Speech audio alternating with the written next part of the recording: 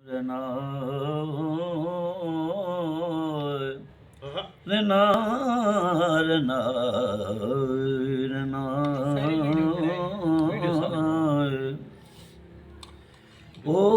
पासे टुर पई ढोल मिठा क्या बात है। जिथू जानी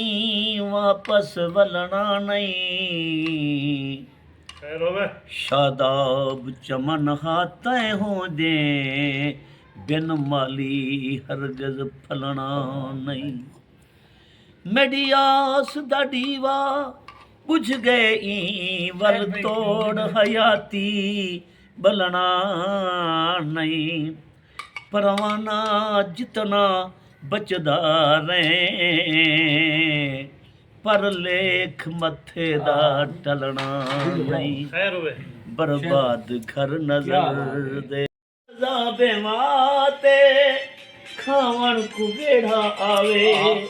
लाजा न विसदे हासे